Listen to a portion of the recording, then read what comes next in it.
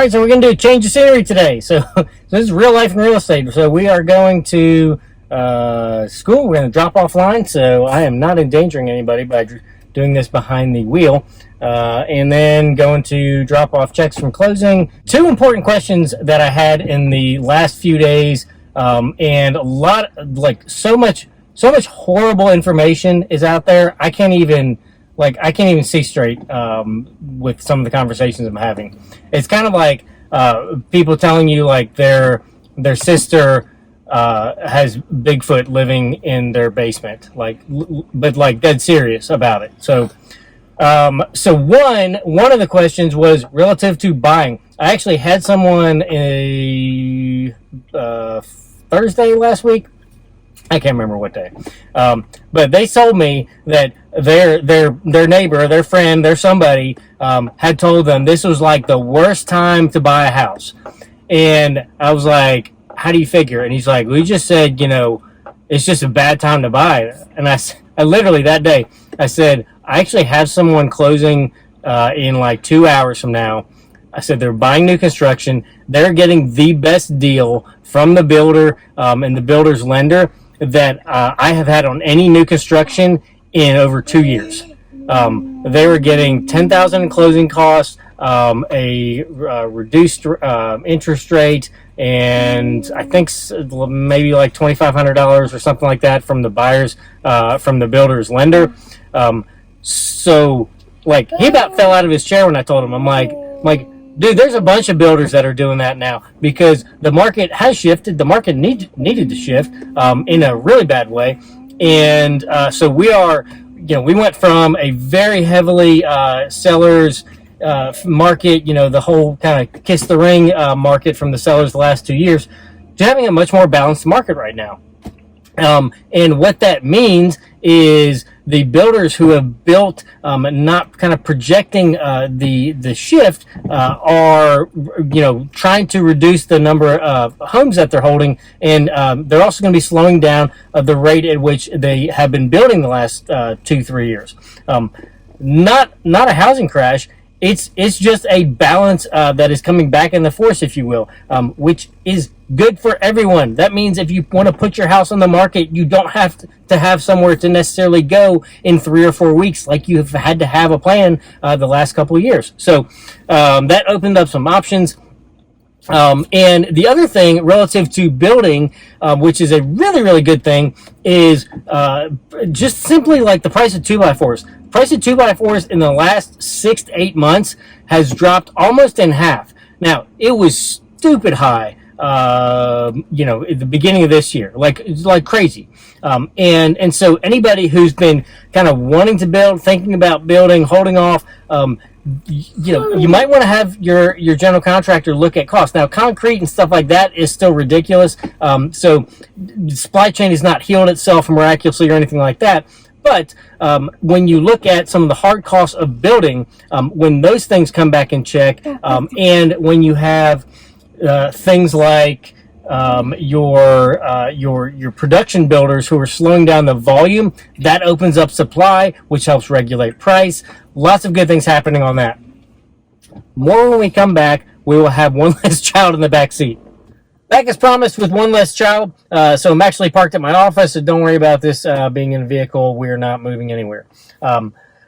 Wrapping up the buy side question. So one, on new construction, you're getting better deals with more money and more options and lots of add-ons that you have not seen in the new construction world for, I would say, probably closer to 3 years.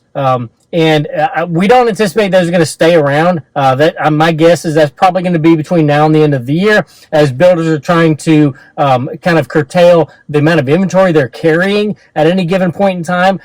If you look around, there's red dirt everywhere. There's so much demand in our market. We are not even remotely close to seeing anything by any factors involved relative to 08, 09, and that the housing stop. There's too much demand. We've got higher education everywhere that's growing around us. We've got everything, all things healthcare that are growing like crazy around us, and we've got manufacturing growing like bananas everywhere in our market. There is too much demand for things to stop on the new construction side, but do not expect there to be the same volume of new homes available in the next 6 months to a year that there have been. So right now on the new construction side is your best time to buy. Because interest rates are not projected to go down in the near future. Although about a month ago they ticked down I don't know, for about 2 weeks. So they're, who knows? But you get more cash today from builders to take off some of the inventory from their portfolio. So if you're thinking about anything in the new construction world or even the resale, sellers are more willing because they know they've got more competition than they've had the last 2 years to do some things like home warranties, like getting the septic pumped, like some of those things that used to be normal, some of the repairs that you might see on an inspection, getting those things done before closing or as part of the closing deal that we've just not seen. Like really just not seen at all in the last 2.5 years. On the seller side, this is the important thing on the seller side. You have got to be priced where the market is, not where the market was 6 months ago, where you think the market should be, or where you want it to be. In the current market we're in, like people I think are like the sellers are getting hammered like left and right, whatever. On average, things are closing about 99% of the list price. They're taking a little longer to close. They're not closing in, an average of 28 days anymore. So they're taking a little bit longer to close. But sellers are still getting roughly their asking price if they're listing according to where the market is. Now, you might be asking, well, what's that relative to the last, year or so? This is why we never want the last 2 years to happen ever again.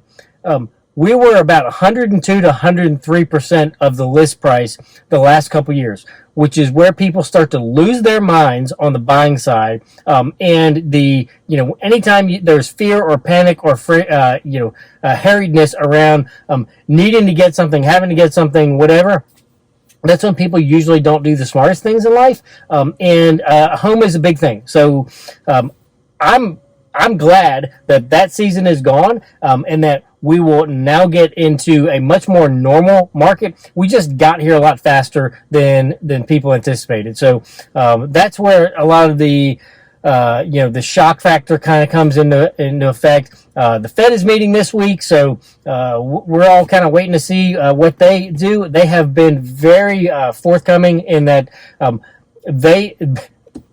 Not political, but because the administration is not really doing anything to help, the Fed, as far as the inflation goes, the Fed is basically saying we are going to continue to adjust interest rates to put inflation in check for the overall good of the economy. It'd be great if we could get some help in Washington on both sides of the aisle on getting some of this stuff done, getting supply chain issues a little bit better, and just getting us to where, while we're in a more normal real estate market, getting the rest of the links in the chain, getting those things back to a little bit more normal environment. There's lots of opportunity still in the real estate market. Do not expect the market in our region, north of the perimeter, North Georgia area, to go anywhere anytime soon. We have so much demand because look around. It's freaking beautiful. And the fall is my favorite time of the year, so if I can help you out, let me know. I love driving around, seeing properties this time of year because it is not like ungodly hot when you walk out of your step out of your car. And if you've watched prior videos, what I know that you should probably know is the fourth quarter is your best time on buying and selling side. You have motivated sellers, and you don't have to, on the seller side, you don't have to have a lot of showings to get your house sold. So the weather is good. You've got motivated people on both sides of the equation. It's kind of hard to lose in the fourth quarter. So if I can help you out, my information is coming up. Always got a couple outtakes because it's not even 8 o'clock.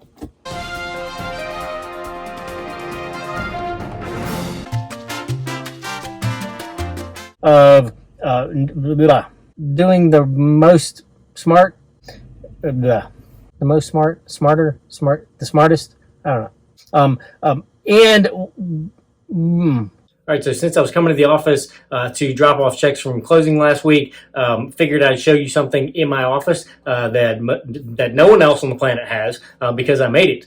So I made this actually years ago because it just helps me laugh a little bit when people are whining. So it's a saline eye wash that I made. I made the label. So if you can see it, let's see. You see that? So it says Boohoo Saline Solution. Now I'm going to read you the label. It says, when you've cried your last tear, cry some of ours. And then I remade this whole thing. It's gold. You ready for it? All right. It says active ingredient, 98% purified water, 2% sympathy. Uses, over dramatization, disproportionate reactions, pity parties, simulated sympathy, hard work or actual effort. Warnings for external use only. May cause irritation if panties are already bunched. If conditions are serious, use a second bottle. If symptoms continue or worsen, try a tiny violin. Not for use with spouses. Very important part of the warning label. Ask your doctor if you have a problem whining. He may be the only honest person you know. Keep out of reach of children. Let them learn the hard way. Directions, keep hidden. Hold container a few inches from away from eyes. Dispense tears in proportional measure to incident. To mimic actual tears, abbreviate breaths. Discard after nightfall in back alley dumpster after using. Destroy the evidence. Very important part. Questions, call Jenny at 867-5309. There you go.